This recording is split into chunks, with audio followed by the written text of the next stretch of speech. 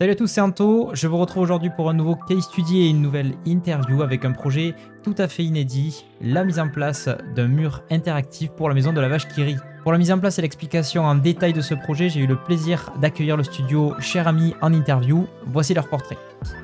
Studio lyonnais orienté production digitale, ce qui qualifie Cher Ami, ce sont avant tout des projets de nature diverse, du web, de l'installation physique, de la réalité virtuelle augmentée ou encore du branding, avec toujours le même leitmotiv, la recherche de l'excellence et d'un storytelling maîtrisé. Autre caractéristique importante de ce studio, une très grande culture maker qui leur permet d'expérimenter des projets toujours plus ambitieux comme le mur interactif dont nous allons parler aujourd'hui. Et en parlant d'interaction, je vous rappelle que vous aussi, vous pouvez interagir avec le pouce vers le haut si ce contenu vous a plu, me laisser vos retours en commentaire et vous abonner à la chaîne. Je vous mets évidemment les différents réseaux si vous souhaitez rejoindre notre communauté créative et puis suivre également l'actualité de la chaîne. Bonne vidéo.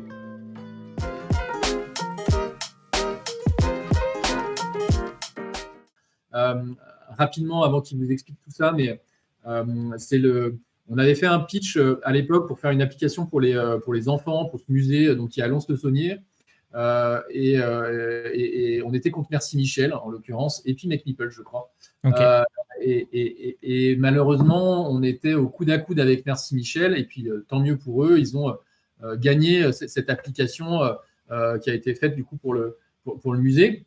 Mais on avait plutôt, voilà, ils avaient vachement hésité, et puis du coup, il avait quand même beaucoup aimé notre proposition, et du coup, il m'avait juste dit, voilà, s'il y a un prochain projet, on pensera à vous. Et du coup, je sais pas, 6 mois après, il m'a rappelé pour me dire, j'ai peut-être un sujet, alors c'est aussi un des thèmes du moment. On est un groupe quand même industriel, hein, même si on fait de la bouffe, au final, ça reste quand même un truc où plus ou moins décrié le produit de la vache qui rit. Mais le groupe Bell est en train de se bouger pour essayer de faire des choses un peu, en tout cas de faire les choses mieux, à la fois pour ses employés et puis à la fois pour la planète. Et du coup, on a un espace dans le musée où on aimerait essayer de faire une vraie installation pour parler de notre politique RSE. Et donc, du coup, lui, il avait vu un projet voilà, de murs interactifs avec de la vidéo projetée sur des écrans un peu importants. Donc, voilà, il m'avait partagé ça et puis il m'avait dit, tu reviens me voir dans 2 semaines et puis on en reparle avec ce que vous avez. Et du coup, on a essayé de faire un petit pas de côté encore une fois en se disant, en fait, ce qui serait marrant, c'est que si vous voulez vraiment vous engager pour la planète et pour une société plus responsable, gravez vos engagements, essayez vraiment de faire en sorte que ce soit des vrais engagements et que vous les teniez. Et donc, on avait envie vraiment de les pousser à faire cette démarche de graver dans le marbre un peu leurs engagements. Et donc, on leur a proposé un peu cette idée de grand mur où on allait réaliser une fresque de la fourche à la fourchette. Ça s'est appelé au final, c'est un peu débile comme expression, mais bon, peu importe. Mais bon, en gros, c'est du lait de la vache jusqu'au consommateur aux 4 coins du monde. Et du coup, ce principe-là d'avoir une impression que c'est assez low-tech, parce que finalement, on ne voit qu'un mur en bois gravé quand on passe devant, alors qu'en fait, il est assez technologique parce qu'on va pouvoir allumer plein de choses. Ça a beaucoup plu aux clients et du coup, on a pu lancer ce projet qui nous a bien occupés. Je passe la parole. Ok. Du coup, ouais, on a essayé de rassembler pas mal d'éléments pour montrer un peu voilà, le déroulé du projet, nos process, comment ça s'est passé, parce que du coup, il y a eu beaucoup de gens qui sont intervenus sur le sujet. Okay.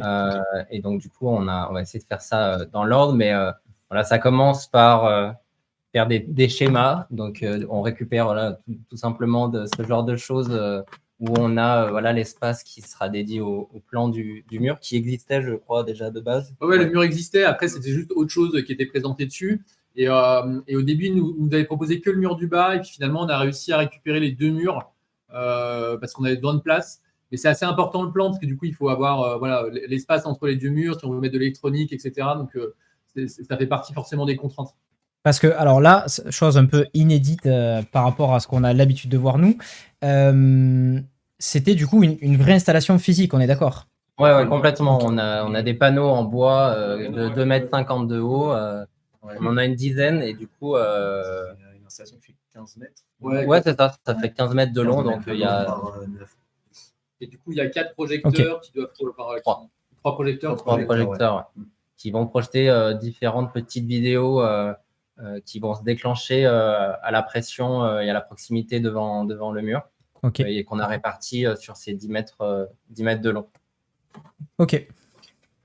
Donc voilà, et après il y a différents petits plans d'installation qu'on a aussi mis en place de notre côté. C'est plus pour la partie technique, je ne sais pas si tu veux en parler Bastien, mais il y avait toute une mise en place de notre côté avec des capteurs qui étaient du coup placés derrière, un serveur pour gérer le mapping. Ouais.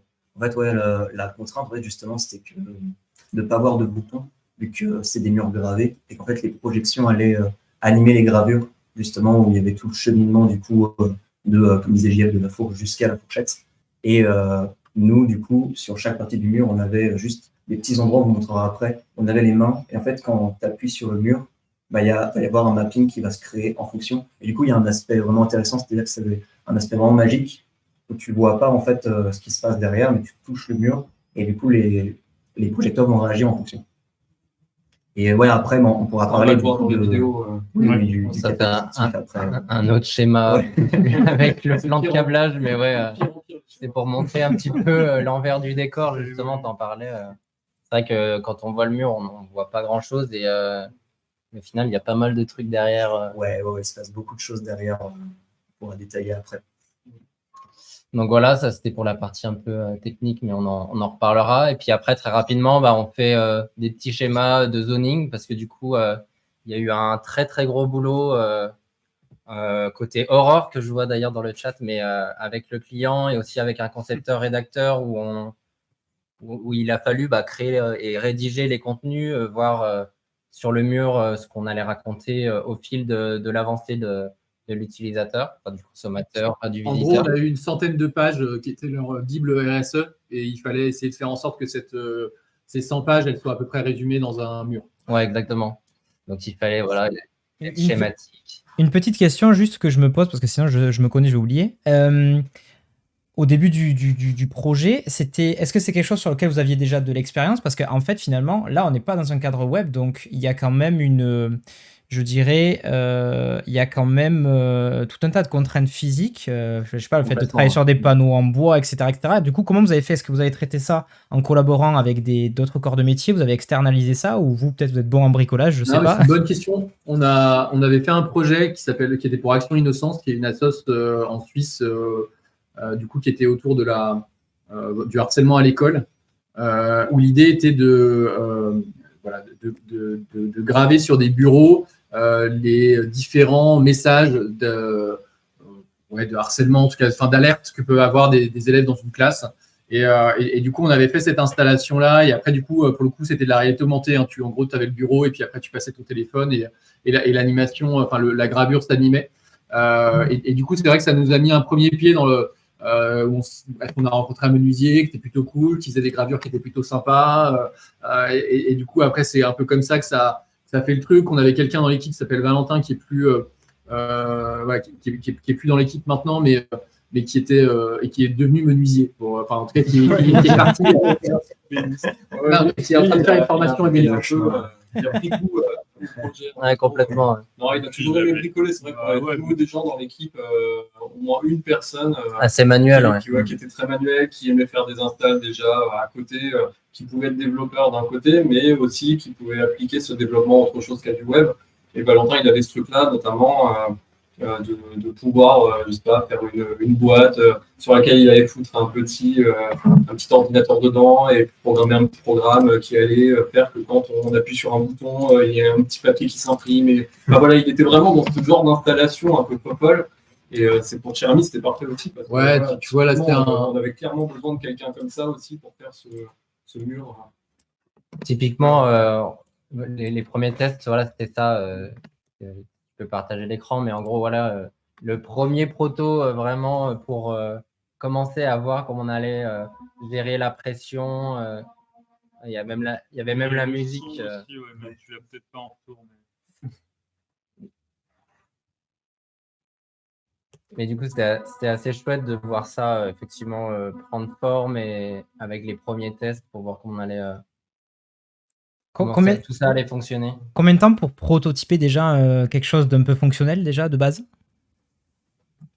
En fait, il y a une grosse partie qui a été quand même la recherche du matos. Ouais. Parce que ça, en fait, il y avait pas mal de choses qui existent, de plus ou moins bonne qualité. Il y a des encres qui existent, qui sont censées être conductrices. Il y a pas mal de trucs qui sont plus ou moins et qu'il fallait forcément aussi mettre au regard de. Tu es dans un musée, tu vas avoir beaucoup de personnes qui vont passer et moi, je veux pas avoir la maintenance à faire. En gros, toutes les semaines, le mec m'appelle, ça marche plus, quoi. Donc, il fallait essayer de trouver un système qui soit suffisamment robuste dans le temps. Donc ça, tu es obligé de poser la question. C'était la même chose pour les projecteurs, pour l'ordi, enfin pour tout, quoi. Ouais. Et donc, c'est vrai que d'abord, il va falloir trouver les capteurs. On en a acheté un certain nombre. Il y avait ce truc d'encre, puis il y avait des plaques aussi toutes faites qui n'étaient pas géniales. Et du coup, après, on a essayé pas mal de métaux différents pour avoir le meilleur rendu. Mais après, Valentin, il a dû mettre une petite semaine pour faire ce prototype. Mais c'est une fois que tu as quand même bien conçu ce que tu voulais faire, quoi. C'est vrai que ça met quand même bien le doigt sur le fait que à Cherny, on ne fait pas vraiment non plus que du web. Donc, ça ne s'adresse pas spécifiquement uniquement à la partie web de Anto parle du web. Ok. On a beaucoup de. Non, mais c'est vrai que toutes les agences ou les studios ne font pas forcément. N'ont pas forcément autant de diversité de projets. Nous, des fois, on se fout pas dans la merde, mais des fois, on essaye des choses, clairement. Et on a des résultats qui peuvent être plus ou moins bons, mais dans la majorité des cas, on s'en sort. On essaye de ne pas avoir trop gros, évidemment. On a des ressources avec nous, on a des connaissances avec nous en interne, évidemment aussi. Après, on n'hésite pas à aller chercher de l'aide. Pour la partie menuiserie, clairement, on n'est pas menuisier. On a une boîte qui nous a aidés sur ce plan-là. Je sais pas si tu veux en parler un petit peu. Ouais. C'est Archaïque, un ouais. Archaïque qui fait des skateboards à Lyon. Ok. Ils font plein de trucs, ils se sont diversifiés, mais ils sont juste à côté. Ouais. Ils sont juste à côté et c'est avec eux qu'on avait fait le premier projet du coup dont tu as parlé JF pour Action Innocence. Ouais. Et ils font tous les trophées pour toutes les compétitions comment on appelle ça là, de trucs à savon là, pour Red Bull. Ouais, les gars de savon. Ils font tous. Voilà. Je pense que c'est ça, si je me suis pas trompé. Exactement. Ouais. Ok.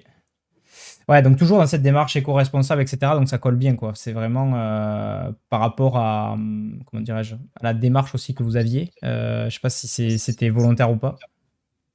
Alors oui, après il y a aussi une question de proximité. C'est des gens avec, qui étaient pas loin, etc. Et c'est vrai qu'on aime bien faire en sorte de pouvoir maîtriser un peu ce qui est fait. Après, c'est vrai que sur ce projet, mais on va revenir plus dans le détail, il y avait en effet Archaïque. Il y a une boîte du coup qui nous a été en termes de conseils de matos pour acheter notamment les projecteurs parce que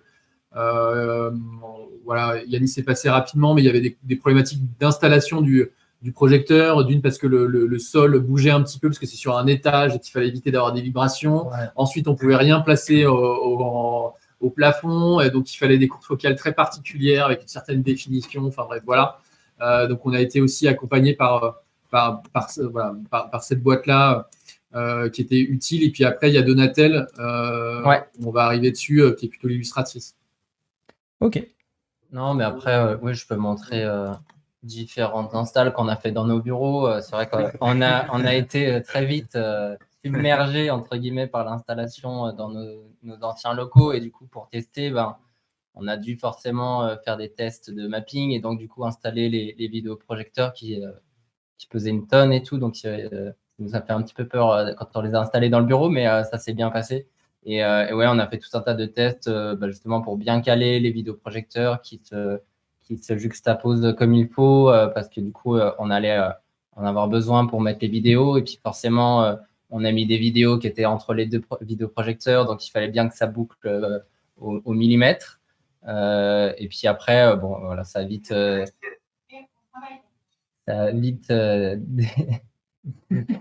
on a vite regardé d'autres choses, mais après, c'est un autre Et après, ouais, très vite, on a voulu tester les vidéos du coup, qui allaient servir à inciter les visiteurs à appuyer sur les murs. Donc, on a fait différents tests.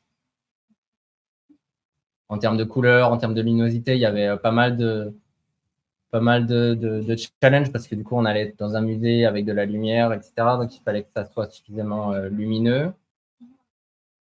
Et après, ce que je peux montrer, ouais, on a tout le travail de Donatel Là, déjà, juste une question. Quand vous faites ces différents travaux de recherche, j'allais dire, est-ce que, déjà il y a une espèce de démarche créative qui est entreprise? Est-ce que c'est des vrais visuels? Est-ce que c'est leur charte? Comment est-ce que vous êtes organisé pour ça? Bah, disons qu'on a une partie effectivement où on a une charte qui est déjà en place de la maison de la vache qui rit, donc avec des couleurs, avec des typos, etc. Après, il y a aussi une partie où on fait pas mal de recherches, notamment sur le choix de l'illustratrice. Là, en l'occurrence, on a travaillé avec Donatelle Liens. Donc on avait sélectionné plusieurs illustrateurs, mais c'était elle qui a finalement été choisie. Donc il y a un style assez particulier parce que du coup, ce qui était intéressant, c'est que ça rendait super bien une fois que c'était gravé de par son style. Donc là, tu as son portfolio. Et du coup, la collaboration s'est super bien passée. Voilà, j'ai d'autres planches. Mais elle aussi, elle a été mise à contribution aussi dans la recherche du style du dessin. Parce ça, Anto, c'est un autre projet qu'on a fait avec elle, mais qui est pareil sur la maison de la vache qui rit, qui est une bande dessinée. Okay. Et c'est le même style graphique. C'est juste que là, pour le coup, c'était avec de l'impression et des couleurs. C'est de la sérigraphie. Là où tu dois avoir quelque part aussi sur son portfolio le projet du mur RSE. Pour le coup, il n'y a pas du tout de couleurs. On l'a vu, je crois, juste après. En gros, nous, on est parti de ces croquis, etc. Et puis, de notre côté, tout le challenge a été de disposer en fonction des différents piliers qui étaient évoqués tout au long du mur et d'illustrer à chaque fois le texte, les titres, les différents engagements que la maison de Vache qui rit faisait durant ces 5 prochaines années. Tu veux, j'ai un peu le déroulé très rapide que je peux te partager, mais on est parti du coup des schémas que j'ai commencé à montrer. On est parti très rapidement à ce positionnement-là d'infos. Hop. Et puis après, ça a évolué où au fur et à mesure, on avait aussi le challenge de bien positionner les zones cliquables parce que du coup, il fallait qu'elles soient à une certaine hauteur pour qu'elles soient accessibles aussi bien aux personnes en fauteuil que aussi aux enfants. Donc, il y avait une autre contrainte en plus. Et puis, au fur et à mesure, du coup, ça, c'est la deuxième partie, mais voilà, on a enrichi avec ces illustrations au fur et à mesure que les contenus avançaient et que les illustrations étaient produites. Et un point qui est important de dire, même si c'est pas bien ce que je vais dire, en fait, si on a de la projection, c'est pour 2 raisons. D'une, c'est pour animer les illustrations. Donc, en fait, on va mettre de la couleur sur la chaîne de production, sur les produits, sur la vache, sur peu importe, etc., pour apporter de la vie. Et ça, c'est plutôt sympa et joyeux. Mais l'autre point le plus important, c'est qu'en fait, ils voulaient présenter des chiffres pour les différentes dates, et notamment pour l'horizon 2025 et 2020.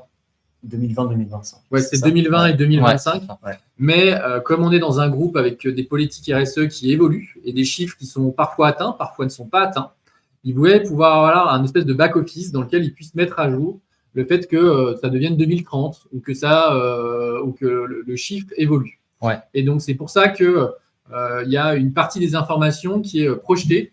Alors, si on est médisant, c'est pour remettre à jour leurs données. Si on n'est pas médisant, on peut dire que c'est pour préparer le futur et faire en sorte qu'ils se donnent de nouveaux horizons pour les années d'après.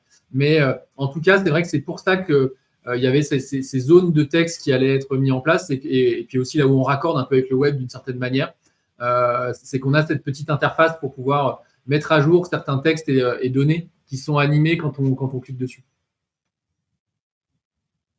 Donc, il y en a une vingtaine, je crois, en fonction des différentes zones cliquables. Et du coup, ça a été animé du coup, à partir des illustrations que nous fournissait Donatelle et on les a positionnés du coup aux différents endroits. Donc, c'est du MP4 tout simplement avec un channel alpha ou même pas, c'est en fond noir. C'est en fond noir. Ouais. Parce que du coup, le fond noir, le noir n'était pas projeté. Ouais. Donc voilà, il y a quelques vidéos. Donc on s'est bien amusé aussi là aussi sur chacune de ces vidéos à faire des petits storyboards pour bien caler en écran fixe ce qu'on allait raconter et avoir les différentes illustrations pour les construire. Il y avait juste question un peu subsidiaire. Il y avait combien de personnes qui ont travaillé en tout et pour tout là sur ce projet? Côté cher ami, on devait être 4. Il devait y avoir Valentin, Bastien, Aurore et moi, et JF, donc 5. Et puis après, du coup, il y a Donatel, il y a un motion designer, et puis il y a la partie archaïque pour tout ce qui est gravure. Il y a la partie stérigraphie pour tous les textes. Pour tous les textes qui ont été sérigraphiés après par un mec admirable aussi. Ouais. Une boîte de menuiserie qui du coup a découpé le bois très particulier, qui est le même bois qui est utilisé dans le reste c'est de la cimette, du musée. C'était quoi comme bois Voilà. Ouais, je sais plus. C'est du bois qui venait du loin. Ouais. On retiendra du bois qui vient de loin, quoi. Voilà. C'est ça qu'il me disait. En fait, il y avait un peu ce truc au début où on voulait un peu pousser le projet, dire bon bah si on met en avant votre charte RSE, on va essayer de faire le projet de manière à réduire l'impact. Et en fait, ils nous avaient dit directement bah c'est mort en fait parce que les bois qu'on doit utiliser viennent du bout du monde. Donc on va pas faire, je sais plus ce qu'il nous a dit. Il nous a dit on va pas faire un mur en torchis.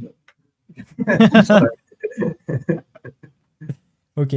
Tout se passait dans Illustrator, dans notre process. Ok. Parce que du coup, tout le monde, que ce soit Donatel, travaillait déjà de base dans Illustrator. Nous, du coup, après, pour positionner tous les textes, les différentes illustrations, on a bossé aussi dans Illustrator. Et surtout, après, Archaïque récupérait aussi ce fichier-là pour ensuite faire les gravures panneau par panneau.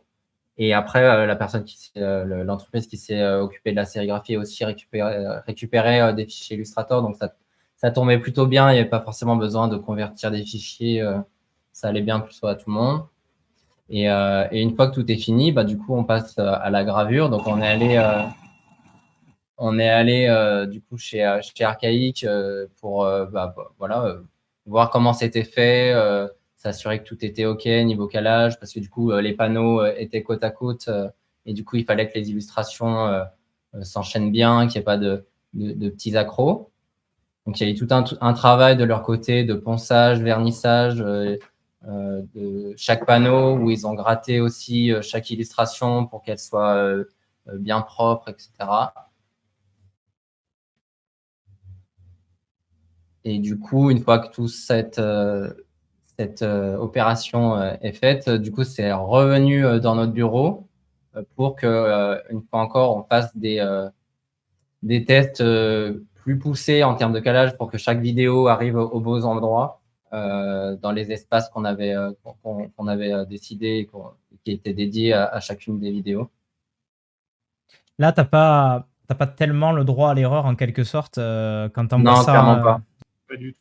Non, et Tu vas pas refaire regraver une seconde fois. Non. et pour le coup, la proximité avec Archaïque était assez pratique parce que ça nous a évité une grosse boulette qui nous aurait évité de recommander du bois parce que du coup, il y avait un petit souci de calage à un endroit. Donc, le fait qu'on y soit allé, qu'on échange avec eux a surtout permis d'éviter toutes les potentielles erreurs qui seraient arrivées si la boîte était beaucoup plus loin, quoi. Ok. Nico qui demande dans le chat, le projet a pris combien de temps pour se développer? Alors, j'imagine en tout et pour tout. Est-ce que du début de... Ouais, il est assez long. Je pense que c'est un projet qui a dû prendre pratiquement 6 mois. Ouais, j'allais dire 5-6 mois, ouais, c'est ça. Mais encore une fois, c'est parce qu'il y a eu beaucoup de... rien que l'achat de matériel, la commande du bois, c'est des trucs qui prennent parfois un mois et demi. C'était avant les pénuries. Ouais. Ouais. Mais on n'a jamais eu. Et puis après, l'installation, c'est pareil. Il y avait pu voir. Donc, ce que montrait Yanis, c'était aussi, on l'a installé dans le bureau parce qu'il fallait que dans le bureau, on fasse venir les clients pour qu'ils valident vraiment le projet avant de le rapatrier dans le musée. Et donc, après, il faut de nouveau tout le redémonter et le remonter après dans le musée. Et question pratique, vous aviez la place du coup dans le studio de... On l'a fait. En plus de ça, on était dans d'autres locaux à l'époque. On était moins, parce que Cher Ami a grandi assez rapidement ces dernières années. et notamment a poussé à ce qu'on change de locaux pour que tout le monde puisse venir travailler au bureau. Et à l'époque, on était toujours à Croix-Rousse, pour ceux qui connaissent à Lyon, donc sur les hauteurs de Lyon. J'ai vu qu'il y avait pas mal de Lyonnais dans le chat, d'ailleurs, manifestez-vous, n'hésitez pas. Et il se trouve que c'était un bureau qui était relativement grand pour l'équipe qu'on était à l'époque, mais malheureusement, pour accueillir des planches de cette taille, heureusement que c'était à peu près au plafond. Ouais, carrément. Mais oui, c'était bien le bordel pendant un moment. C'est vrai que. Et on l'a mis en 2 pans, en fait. Voilà. On avait 2 pans de mur à 2 endroits différents pour que ça tienne. Mais après, voilà, on a fait des trous partout. Par contre, En tout cas, il y a ce truc rigolo, en tout cas, dans le studio, d'avoir les installations. Souvent, là, on en avait une autre il n'y a pas longtemps encore pour un autre projet où on avait un vidéoprojecteur 4K qui était sur une estrade géante, qui portait sur une table en bois immense, où on avait un lidar, machin. Là, maintenant, on a des pièces séparées, donc on peut se permettre d'avoir une install dans une pièce. À l'époque, c'était pas le cas. Et encore, ça devient quand même assez serré parce qu'il prenait pas mal de place le projecteur et c'est vrai que là, on a dû le démonter parce que c'était pas possible. Voilà. Alors après, c'est pas le gros de l'activité de Cher Ami de faire des installs, mais quand il y en a, c'est vrai qu'il faut s'organiser. Ok. Alors ouais, du coup, comme on vous disait, donc, en fait, c'est un mur un peu magique où du coup, quand tu appuies dessus, il y a du mapping qui se crée. Donc c'était tout l'intérêt d'avoir justement la gravure en noir et blanc qui va aller être coloriée en fonction de là où tu appuies. Et je sais pas si vous avez vu, mais du coup, il y avait les 2 mains. Donc il y a une main en fait où il y a une vidéo qui représente 2020 et une autre vidéo qui représente 2025. Donc nous, après, ce qu'on a fait, vous l'avez vu sur le proto, c'est on avait fait du coup une utilisation de, tu vois, celui-là il était pas mal. Du coup, de capteurs capacitifs avec une Arduino. Donc Arduino, je sais pas si ça vous parle, mais c'est un pour ceux que ça ne va pas, en fait, c'est un microcontrôleur qui du coup une petite carte avec un microcontrôleur qui a l'intérêt en fait d'être donc le matériel est open source, c'est-à-dire que quelqu'un du coup peut faire une carte basée du coup sur une Arduino et après l'utiliser justement pour faire des installations interactives, le brancher à des capteurs, faire des robots. Avec ça on fait des robots, plein de petites choses. On peut brancher des moteurs, on peut brancher, je sais pas, des petites caméras, des capteurs de proximité, etc. Mais en tout cas, c'est vrai que c'est très accessible. En fait, c'est l'électronique qui reste très accessible parce que ça, pour ceux que ça parle peut-être, ça ressemble beaucoup à du processing. Après, donc en fait, on peut brancher la carte directement à son ordinateur, utiliser du code qui va ressembler du coup à c'est du C++, le code, et ensuite, le mettre sur sa carte et avoir par exemple en 5 minutes, on peut avoir une LED qui clignote. Par exemple, voilà. Ça c'est le premier tuto. Tu fais clignoter la LED sur ton Arduino. Et du coup, pour le mur, nous, ce qui était très intéressant, c'est qu'on a utilisé ce qu'on appelle des capteurs capacitifs qui, en fait, vont... je vais peut-être un schéma de capteurs capacitifs. Les photos, c'est sympa. Non, mais moi, j'adore les schémas. C'est, regardez, et on avait, il me semble, dans l'installation, la carte qu'on utilisait, c'était une carte de... Donc, c'est la marque, en fait, ça s'appelle Beer Conductive, la marque, et en fait... eux, leur taf, c'est vraiment ils veulent rendre tout conductible, en fait. Donc, c'est là où JF parlait justement d'encre conductible, donc l'intérêt de pouvoir faire des affiches ou des livres vont être interactifs. Et du coup, c'est une Arduino augmentée où on peut brancher des petits capteurs. Ces capteurs sont reliés à des plaques de cuivre qui sont placées derrière le mur. Et en fait, ce qui va se passer, c'est que ces plaques de cuivre vont créer un champ en fait, électrique. Donc, tout ce qui va conduire l'électricité qui va être proche va être capté. Okay. Et du coup, nous, on va pouvoir capter ces signaux et dire, en fait, il y a quelqu'un qui s'est rapproché. Quoi. Donc, ce qui est super intéressant, en fait, c'est qu'on peut capter une main à travers, on avait combien, 2-3 cm de bois. Ouais. Donc, du coup, on pouvait capter justement la proximité d'une main à travers 3 cm de bois, ce qui n'était pas évident au début. D'où aussi tous les tests qu'on avait fait au début du projet. Voilà, donc en fait, ça a été pas mal du bricolage, où du coup, en fait, il fallait faire un gros cable management sur chaque partie en bois, puisque l'intérêt, en fait, c'était aussi qu'on puisse les enlever, forcément, du mur, pouvoir modifier des câbles et les remettre. Là, on en voit certains derrière, voilà. Donc, en fait, derrière, ça ressemble à ça. Ça, c'est chaque zone interactive. À l'arrière, il y a une petite plaque en cuivre. Donc, on a découpé plein de petites plaques en cuivre. On a passé pas mal de temps à la scie à métaux. Dans le studio, ça s'est fait transformer en atelier en fait, pendant un petit moment. Donc voilà, ça après, c'est relié du coup à l'Arduino. qui est aussi en fait relié à, là il y a un petit workflow technique en fait, parce que ça c'était relié du coup après à, je fais un petit schéma, une application Node.js, et c'est là que ça devient intéressant parce qu'en fait l'application est contrôlée en fait en JavaScript. Ok. Donc là on est assez proche du web au final. Ouais, c'est ça, tu parles à des développeurs web quand même. Ouais, en fait, Les mecs, ils font quand même on nous a dit faites une installation pour amuser, on va faire du JavaScript. J'ai une super anecdote sur ça, très rapidement. J'ai accueilli sur ce stream et j'ai vu également IRL, Makio et Flo, que vous connaissez certainement, qui sont des anciens de Gobelin. Et ils ont fait un trip au Japon qui s'appelle Tsuki8, que je vous invite évidemment à aller voir, TSUKI et 8.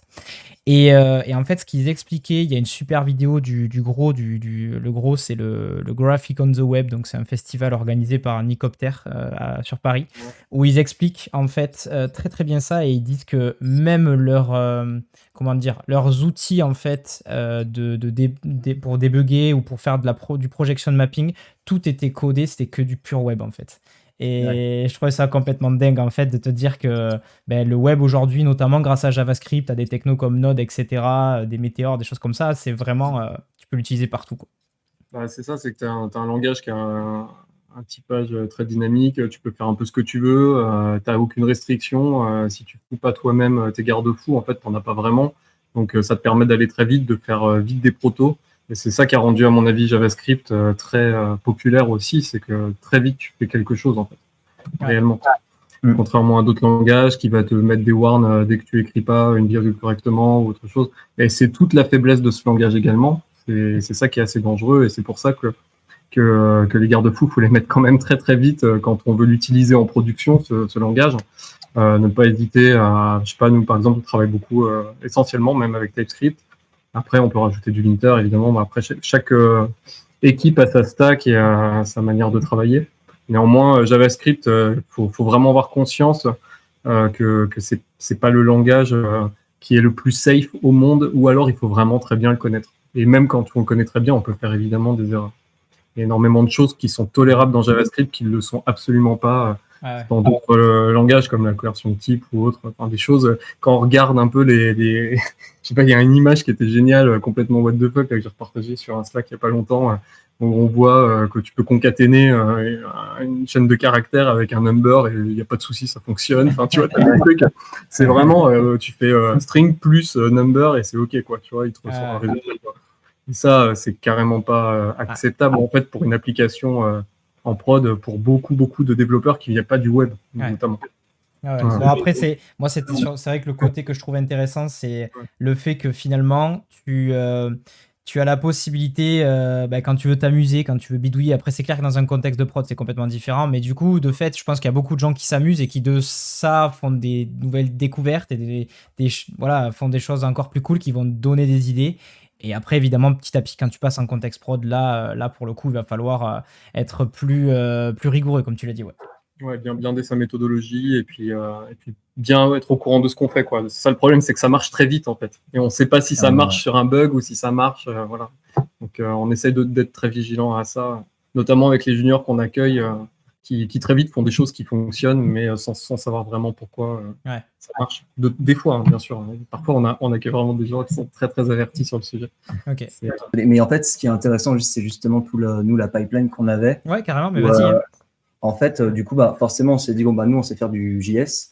Et JS, en fait, a été porté pour faire un peu tout, dont des langages serveurs, avec Node.js, qui permet, du coup, d'avoir un exécutable, en fait, qui va être lancé, du coup, sur l'ordinateur dédié, du coup, à l'installation au musée. Okay. Et du coup, pour être contrôlé par, en fait, au musée, en fait, eux, ils ont une sorte de gros ordinateur qui va tout automatiser, en fait. C'est-à-dire que le matin, le musée va s'ouvrir et en fait, l'ordi va avoir son petit horaire 9h et il va tout lancer. Et nous, la contrainte, c'est qu'il fallait aussi qu'il lance l'installation. Donc, en fait, qu'il allume l'ordinateur et que quand l'ordinateur est allumé, il lance automatiquement, du coup, le logiciel de mapping, donc MadMapper qu'on utilisait là, notre application sous Node.js, et après connecter l'Arduino et que l'Arduino se lance et aille capter, du coup, les murs. Okay. Donc, c'est vrai qu'il y avait cette complicité technique d'avoir plusieurs éléments qu'on devait relier ensemble, quoi. Donc d'où là, en fait, on avait une application Node qui servait de contrôleur à la fois à l'Arduino et à la fois à MadMapper. Ce qui est super intéressant, c'est que MadMapper, comme d'autres logiciels du coup de mapping, ou je pense à des logiciels pour faire de l'interactif, tu parlais de Touch Designer, il me semble, ou Ableton, en fait, on peut les contrôler justement avec des API. Donc là, c'était en OSC, et ils ont, en fait, tu peux clairement en fait, leur envoyer des messages pour lui dire, tu vas cliquer sur l'interface sur tel bouton, sur le bouton play, etc. Et nous, ça nous permettait justement d'aller lire une vidéo à un endroit précis et d'avoir en fait en fait, on a créé une sorte de petite lib de twin type GSAP qu'on contrôlait en fait pour MadMapper pour aller faire des fades où du coup en fait on avait changé l'opacité sur des tics pour justement faire des fades entre les vidéos. Et ça, c'est un truc que MadMapper faisait pas, et en fait, nous, on le contrôlait comme ça, quoi. Comme, en fait, sur le web, tu vas aller appeler une API pour aller contrôler un élément, quoi. Donc ça, c'est super intéressant à faire, et ça ouvre pas mal de possibilités pour faire pas mal de choses, quoi. Parce que là, dans ce cas-là, tu pourrais avoir, par exemple, imaginer un site web qui va, par exemple, contrôler, en fait, l'installation, tu vois. On aurait clairement pu faire un truc comme ça. Et donc, après, justement, on capte, du coup, les capteurs qu'on a sur le mur, qui sont récupérés par notre carte Arduino, qui vont être renvoyés en fait en signal MIDI. Alors signal MIDI, tu me diras, mais signal MIDI c'est pour faire de la musique ou pour des synthés. En fait, là, ce qui est super pratique, c'est que en fait, c'est des signaux qui sont déjà paramétrés. En fait, tu peux envoyer du coup un signal de note et un signal de contrôleur. Et l'avantage, c'est que Node.js et Arduino, ils ont des libs en fait qui sont déjà un peu toutes faites pour faciliter justement la récupération de données et le traitement, plutôt que d'avoir justement des données binaires à récupérer ou des données brutes, quoi. Ok. Voilà, et du coup, on avait aussi le serveur donc qu'on contrôlait directement en UDP, qui permettait justement d'avoir en fait des signaux super rapides, quoi. En fait, l'OSC c'est aussi par UDP, et contrairement à l'HTTP, t'as pas de questions-réponses. Et en fait, c'est un protocole qui permet juste t'envoies une question et le serveur te renvoie une réponse directe. Donc c'est un truc qu'on fait pas du tout pour le web parce que clairement ça présente des grosses failles de sécurité, forcément, parce qu'il n'y a pas de vérification. Par contre, si tu veux faire une installation live, c'est plutôt ce qui est conseillé, quoi, en tout cas. Parce que tu as quand même une très grosse vitesse de signal. Par rapport à alors je vais peut-être dire une grosse ânerie, mais c'est pas grave. Par rapport à du WebSocket, ça se place comment, en fait, l'UDP par rapport à ça? C'est vraiment un autre protocole? C'est un autre protocole, ouais. WebSocket, ça passe par du WebSocket. Voilà, mais ça ressemble beaucoup parce que, en fait, le socket, par exemple, des libs comme Socketio, en fait, tu vas créer un récepteur et tu vas avoir un envoyeur, clairement, pour du chat. Et ensuite, une fois que du coup les deux personnes se connaissent, que le serveur et du coup le client, ils vont pouvoir après s'échanger des messages sans avoir justement de questions-réponses et de vérifications. Donc c'est à peu près le même principe, hein, vraiment, pour résumer, quoi. Ok. Donc voilà, après on avait fait aussi des très beaux schémas de câblage. Je vais vous montrer. Là, en fait, c'est bien parce qu'on voit du coup un peu l'intensité, le nombre de câbles qu'on avait. Voilà, là on voit, donc voilà, vous amuserez à compter tous les capteurs. Mais en fait, nous, il fallait en fait, on avait aussi des contraintes de câbles où il fallait que nos projets soient positionnés du coup au centre de nos plans par rapport aux vidéos qu'on avait. Et du coup, il fallait que du coup, on ait un nombre de câbles précis parce que forcément, sur la carte Arduino, on ne pouvait pas brancher tous les câbles de l'installation. On avait une limite de 12 câbles, il me semble. Donc en fait, clairement, on avait 2 cartes Arduino qui étaient du coup connectées après à l'ordinateur.